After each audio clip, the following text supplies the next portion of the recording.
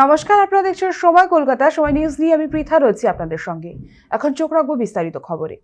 মহাশিবরাত্রি উপলক্ষে প্রতি বছর হাওড়ার নীলকণ্ঠেশ্বর মন্দিরে পুজোর আয়োজন করা হয়। সেই মতো এবছরও এই মন্দিরে ভক্তদের জন্য বিশেষ পুজোর আয়োজন করা হয়েছে, যাতে সকল ভক্তগণ সুষ্ঠুভাবে বাবার আরাধনা করতে পারেন। তার জন্য মন্দির কর্তৃপক্ষ একাধিক ব্যবস্থাপনা নিয়েছে। শিবরাত্রিতে মন্দির প্রাঙ্গণে হোমযজ্ঞের পাশাপাশি নানা ধর্মীয় ও সাংস্কৃতিক অনুষ্ঠানের আয়োজন করা হয়। শুধু ধর্মীয় আচারেই সীমাবদ্ধ না থেকে সমাজসেবা দৃষ্টান্তও তুলে ধরেছে নীলকণ্ঠেশ্বর মন্দির কর্তৃপক্ষ।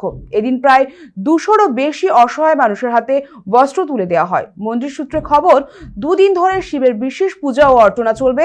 ভক্তদের জন্য ভোগ বিতরণের ব্যবস্থাও রাখা হয়েছে। পাশাপাশি অনুষ্ঠানে উপস্থিত ছিলেন রাজ্যের মন্ত্রী অরূপ রায়। তিনি বাবা নীলকণ্ঠেশ্বর মূর্তিতে মালা পরিয়ে আনুষ্ঠানিকভাবে পুজোর শুভ সূচনা করেন। এছাড়াও অনুষ্ঠানে উপস্থিত হন বিভিন্ন ক্ষেত্রের বিশিষ্ট ব্যক্তিবর্গ ও বহু সংখ্যক ভক্ত। গোটা অনুষ্ঠানকে ঘিরে মন্দির চত্বরে ভক্তিময় ও উৎসবমুখর পরিবেশের সৃষ্টি হয়।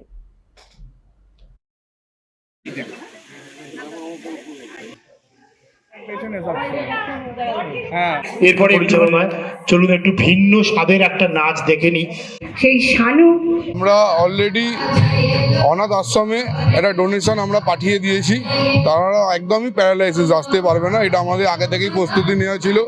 আর দুস্থ বৃদ্ধ মহিলাদের বস্ত্র বিতরণ অনুষ্ঠান আমাদের কর্মসূচি 16 তারিখ আছে আমাদের মহাভোগ অনুষ্ঠান। আমাদের স্যার অরূপ রায় এই শুভ উদ্বোধন করেছেন। আসাম, গুয়াহাটি, মা কামাখ্যা ধাম থেকে ওখানকার থানাপতি আসছেন, এসে গেছেন অলরেডি। এটা আমাদের এবছরের বিশেষ আকর্ষণ। আমরা পাড়ার সবাই মিলে, আমাদের দাদারা, বন্ধুরা সবাই সহযোগিতা পেয়ে আজকে এই 10 বছর কাটালাম, এই বাবা নীলকণ্ঠেশ্বর মন্দিরকে স্থাপিত করেছি।